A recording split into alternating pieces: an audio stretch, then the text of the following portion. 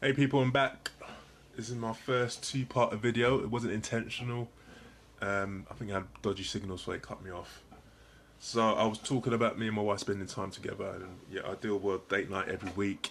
But we got to realise that wasn't happening. So how could we start and work our way up to that? So we carved out a Sunday evening for ourselves. Like I say, we're both Christians. We both faith is in God, but we're both on different paths. It's not to say one is further ahead of each other. My wife is more spiritual than me, um, and she enjoys worship, but she values worship. I value more in preaching and teaching and all the rest of it. So it's not to say one is wrong and one is right. We're different with different people. But as being a married couple and taking our vows for God, we have a responsibility to have a faith together and to obviously share with our kids. So how can we do that with not having, or potentially not having a lot of time? So Christmas, my wife bought me this 1 minute devotion for couples. 1 minute, people. Can you spend 1 minute doing something you want to do, reading a book? I'll show you. Literally, that is a page, a chapter, short Bible verse, little reflection, pray at the end. We read it, we pray, we discuss about it. We've actually made time now to talk through our week, how it's gone, and to kind of have a look forward to what's on for the week, what appointments we've got, what meetings, blah, blah, blah, blah, blah. We've done it for a few months. Now it's easy, it's a habit. But before, didn't always work out. My wife would be knackered, falling asleep. Something it doesn't happen every week either. So we've made that a priority now on a Sunday, and that helps us, little one. And there's loads of things like this. I've got loads of books like this: 5 minutes Bible devotions, 2 minutes this, 1 minute that. Bibles for busy people. I know it's obviously marketing, but we all say we're busy. So yeah, 1 minute. Right. For people who have watched my first video, I think it is. Can't remember. It's called, and this is a public video now. So if you don't know who I am, go and watch my Facebook lives. I think one of my first videos is why. It's like what are my goals, what are my passions, what frustrates me. And one of the things I talk about is Black history education, or my lack of Black history education. And one thing I'd love to do is actually be a part of producing a Black online history course, because there isn't one. But what do I do in the meantime? I have got some books. So this was recommended to me by my friend, my unofficial mentor, father figure, Audie Cummins. Check him out on Facebook. The guy is prolific, man of vision. He also used to be my barber, so I think that's another form of education. Other people, I'll just throw that one in there. Use other people's knowledge and wisdom. So he used to talk to me about this book, 100 Amazing Facts About the Negro. And he used to talk about it, and I used to look for it on Amazon, and it'd be like very rare copy, hundreds of pounds. But anyway, I think this is like an updated version, because that version was quite thick. So 100 facts about the Negro. See, it's quite thin. Yeah, it's not easy. I mind just saying that. I'm looking at it now, and the writing's quite small. I haven't read it yet.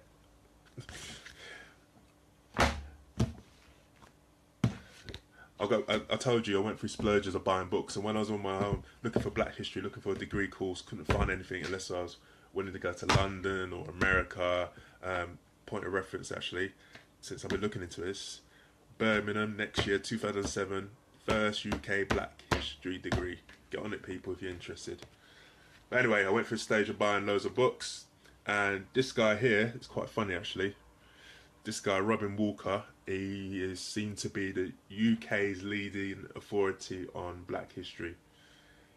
He also used to teach at my school. He never taught me. He used to teach economics, I think, and he was quite a character. I remember him sticking out. He used to say, "Oh, Mr. Walker this, Mr. Walker that."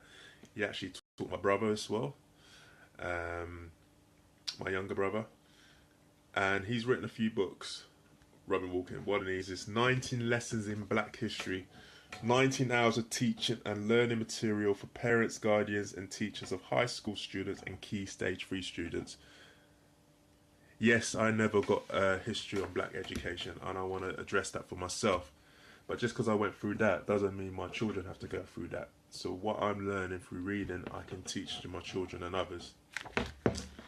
So this one's, again, I haven't read it, I haven't made the time to read it, but it's there. Books don't go away. They might pick up a few bits of dust, but 3-4 years down the line, I can pick this up and read it.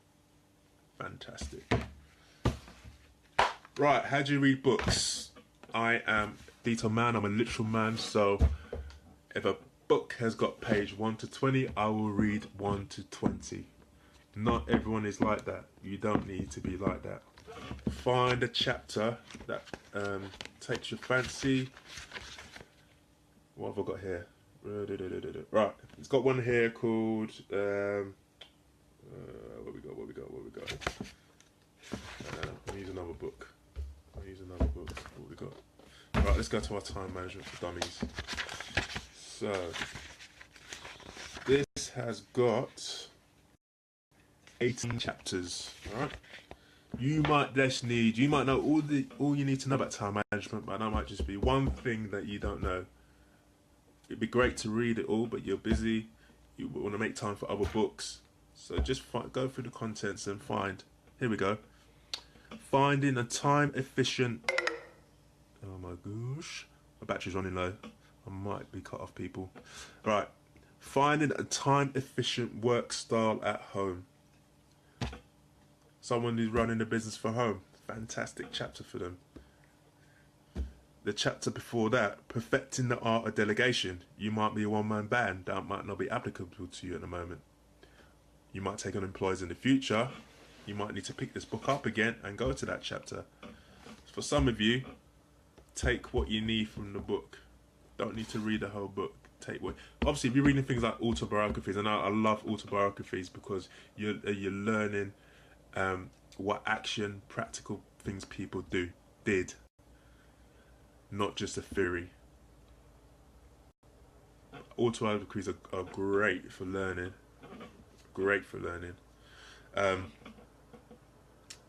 So yeah, this one. Finding a time-efficient work style at home. Someone sitting on the home business, perfect chapter for them. Dive straight into that chapter. You can go back to the other chapters if you want to.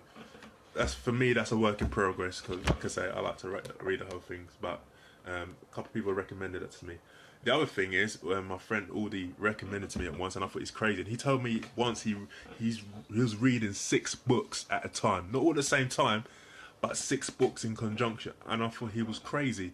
And I actually tried it, and it was actually worked because you're reading about. It depends on the type of books you're reading, but for me, I was reading similar things but different, and it kept my mental mind going, juices flowing, because I was picking one up and then reading something different and blah blah blah. It might work for you, might not. Just another tip there. So for me, like I said, many different ways of getting your continuing personal development.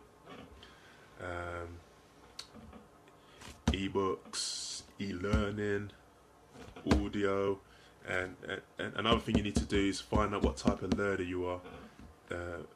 Visual learner. Have you got a photographic mind? You see something and it's in your mind. Do you need to apply what you've learned? That's me. I'm an applicator.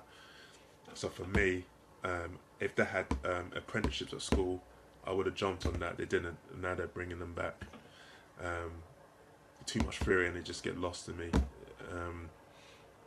To find out what kind of learner you are, and you can go on Google and what have you to find. There's loads of tests you can do, and then find the learning method that fits that style. You don't have to fixate yourself on that. I like books. Like I said, I've told you why I like audio. Audio's great if I'm multitasking and trying to do other things. So we're blessed in this generation to have a multitude of different ways of learning, and so you don't have to just go to college or university. There are some things you need to do, as much as you want to read about being a doctor, you can get that. You will not be allowed to practice in this country unless you've got formal qualifications. But you can build up that knowledge. You can build up your knowledge. And one of the best ways actually to learn stuff is to actually try and explain something to someone else and what you've learned. And nowadays, I mean, back in the day, we had the traditional book. Now, a great website called meetup.com basically utilizes the power of the internet to connect people with similar interests. Got my sentence out.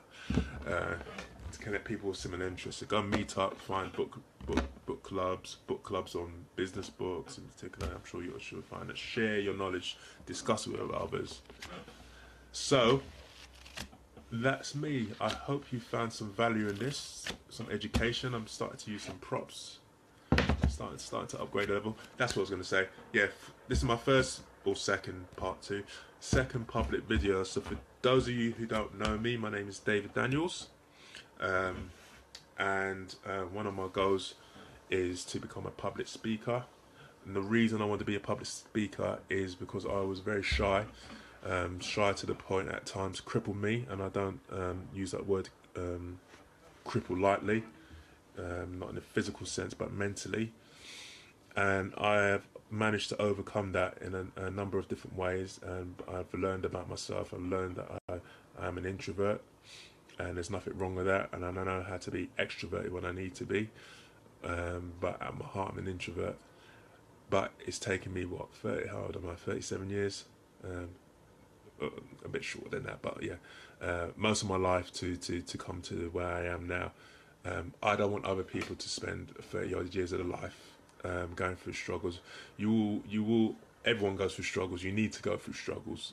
If it wasn't for me going through my struggles, I would not have the desire to share that with everyone. So my main goal of public speaking is to share that with others, to inspire others through my story, to hopefully help others so they don't go through the kind of struggles I went through. So that's why I'm public speaking. And for me as well, for someone who was shy to actually go to public speaking, there's two different ends of the spectrum. Public speaking is widely seen as the second most feared thing after death, which is going to happen to us after public speaking. And why is that? One of the reasons why, we're not educated about it. Not in the state schools anyway. Maybe in the private schools, which is why you see these prime ministers and all these people being privately educated in the main don't seem to have a fear of public speaking. What does that tell us about our education system? Go and watch one of my other videos when I talk about that in a bit more depth. So yeah, public speaking is I want to reach particularly those who are shy, unsure of themselves, but I'm willing to talk about mostly anything. So I'm doing these Facebook Lives as like an introduction into reaching out to people and getting used to speaking out in public. I'm part of, I signed up to a chap called Warren Ryan, who runs a fantastic business called the Fearless Speaking Academy, and basically a 2-day course on the weekend. One day he works on your mindset, how to get over the fear of public speaking. The next day you speak, and that's what I haven't done the course yet, but that's what I like about it. I needed to do something, because I told you about me theory. I needed to do something where I was applying something pretty much straight away. So one day remove the fear of speaking, the next day you speak. But what he's created is a monthly webinar for people who want to get speaking, booking speaking, like an express program in 4 weeks. So he's setting us very challenging targets. So in the first week he set us a goal to do Facebook Live videos, which is what I'm doing now. So this is why you're seeing me. I'm not professional. I haven't had any speaking training whatsoever. I don't read from anything. I don't have any notes at all. The only notes I had, literally look on the back of my online Tesco shopping, and all I wrote was CPD and what the acronym stands for. That's it.